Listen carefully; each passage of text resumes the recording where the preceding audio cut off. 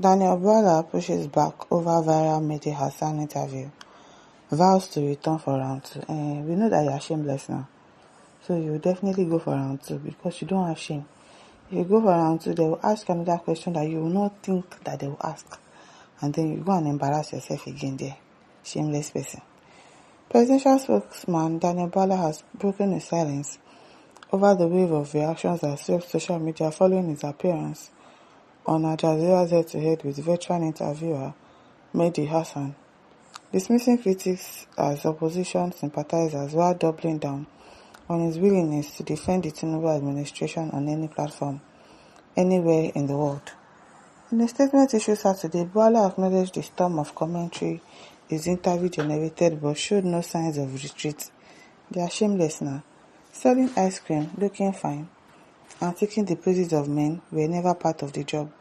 He wrote, making clear that defending the president, even under hostile questioning, is a responsibility he embraces without hesitation. And it's because of the money that you are getting from it. Defending a government that is clearly not doing anything, and you are defending them. At the heart of his response was a pointed allegation against the head-to-head production team. Bwala disclosed that in nearly 6 months of pre-interview communication, producers told him they intended to challenge the government on security, the economy and corruption, but gave no indication they planned to put his own past statements under the microscope. Well, that's good for you. You think it's all those interviews where you are the one that will say, oh, this is the question that the journalist should ask. And then you are already prepared to answer the questions. No, this one, I like the way they caught you off guard. But they gave no indication they plan to put his own past statement under the microscope. He stopped short saying the interview was a setup and it's good for you. But the implication was unmistakable. Ethically and professionally, they were supposed to inform me.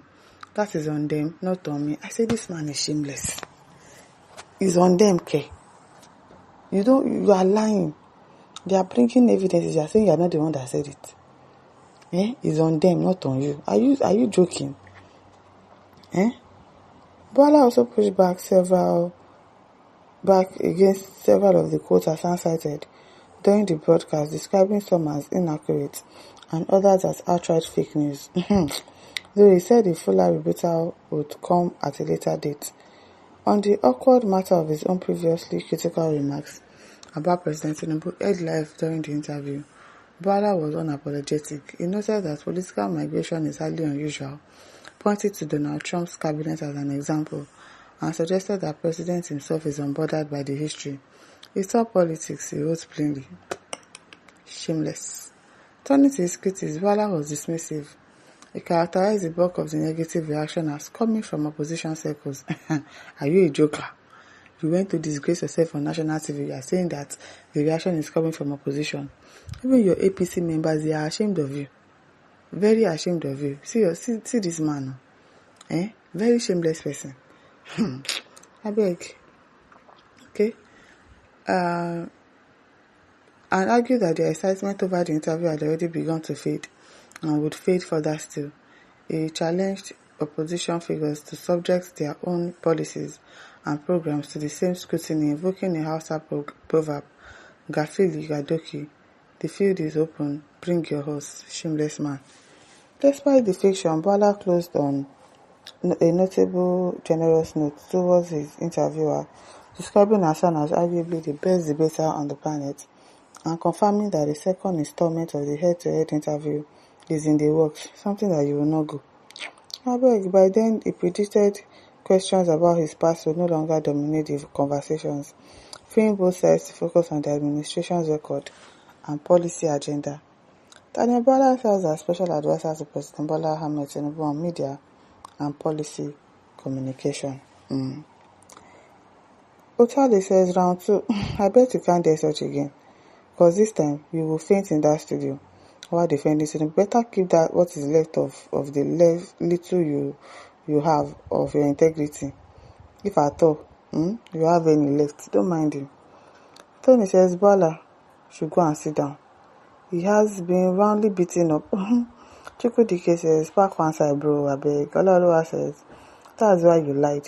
You are a national disgrace without honor. Your past has got to do with economics, corruption and governance. Their subject matters. Yes, so.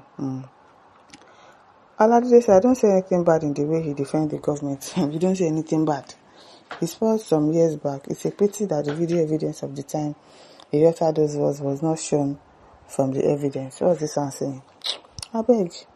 Hamza says the idiotic liar has not learnt his lesson. He has not. He has not. Obviously.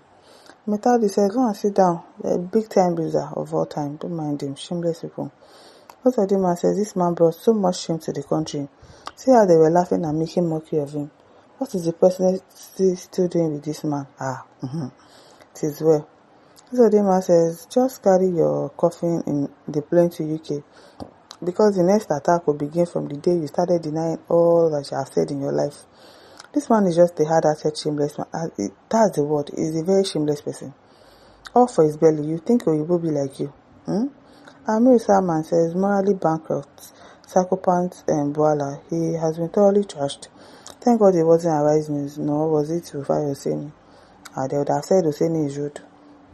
The message, you disgrace Nigeria as a country before the whole world. As if that is not enough. Now you want it more worse. Unrepentant idiots. Don't mind them. Chukuma says, round 2 what? For what? Effort at damage control. Not necessary. Look at it this way. First cut is the deepest. The internet creates permanent record. The blitz is stored away forever, just as all that you have ever said and done prior to this glitch is stored away for references. There is therefore no need for a comeback story. Not likely to advance Nigeria, your principal. A waste of gunpowder to fire the moon. Do you get? You already want to go for second round. You want to go and disgrace yourself the more. As Anusi says, this the way the Almighty will expose and disgrace all of them. The only thing they are good at is sharing national cake. More disgrace, so yes, so. Donna says, Lodo. They're supposed to inform you all they will ask, Abi. You thought it's TVC, Abi channels, that you are the one that will set questions that they will ask you. Tanya says, lying Bwala is a moral liability. He will soon be discarded like Tinubu did to El Rufai. Stand you guys, even if you go there 10 times, nobody will believe you because you are internationally recognized liar. Nigeria cannot stand another round of international disgrace. That place is not Nigeria where anything goes. Yes, so. Okay, they forgot to attack Peter B. They better this time. Yes, that was what he thought he was going to go and do there. Attack Peter B. Yes, Theo says, he's the best that can represent APC. Shameless.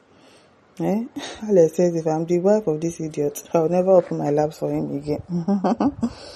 At least now, don't forget to like, to share, to subscribe. Thank you for listening. See you some other time. Bye.